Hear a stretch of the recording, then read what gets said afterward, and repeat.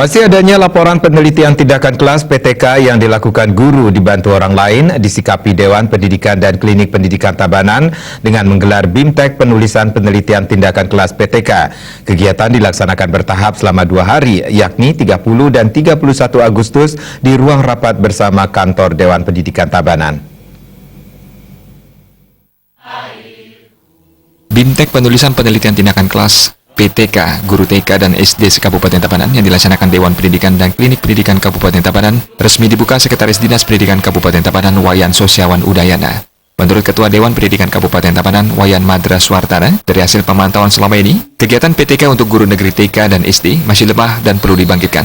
Hal ini disebabkan guru yang bersangkutan banyak tugas di luar tupoksi mengajar seperti tugas menangani dana BOS, perpustakaan, dan lainnya. Namun PTK merupakan syarat utama kenaikan pangkat dengan poin kredit banyak. Ada kecenderungan guru akhirnya membuat kecurangan.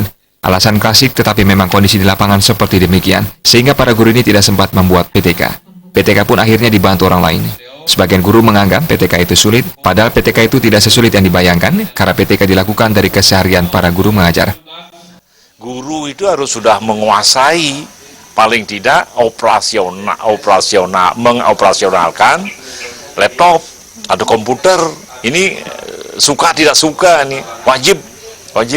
Nah, oleh karena itu dia tidak akan lagi merengek-rengek minta bantuan, apalagi ada alas dari minta bantuan itu, Nah, sekarang sudah kita galakkan karena fungsi Dewan Pendidikan dan fungsi Dewan Pendidikan itu adalah mendorong, memberi dukungan, mengawasi, memediasi, kan itu.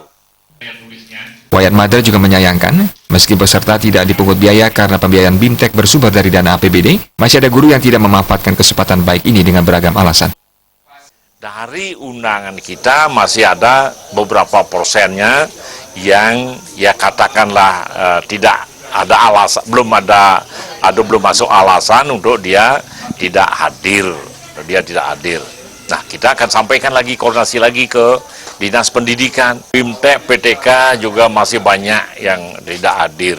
Padahal itu gratis.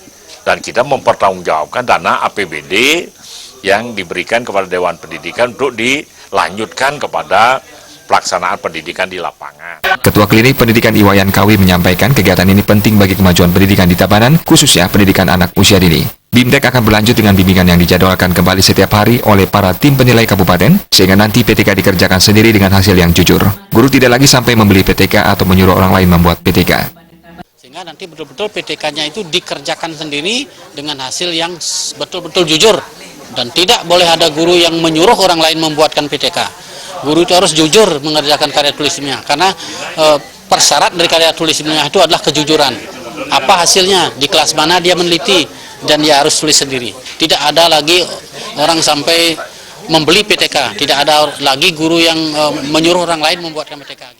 Demi memotivasi para peserta, selama 2 hari BIMTEK nantinya memilih 10 terbaik dalam presentasi PTK dan dicari 1 orang guru dengan PTK terbaik. Guru dengan PTK terbaik ini akan mendapatkan penghargaan dari Bupati Tabanan saat Puncak HUT Kota Tabanan, serta akan diberikan penghargaan Pengabdi Peduli Pendidikan. Para peserta BIMTEK mendapatkan sejumlah pemaparan dari narasumber yang berkompeten di bidangnya, yang menyajikan beragam materi seperti inovasi pendidikan atau pembaruan pendidikan, cara menyusun proposal yang berkaitan dengan penelitian, serta inovasi di bidang teknologi informasi.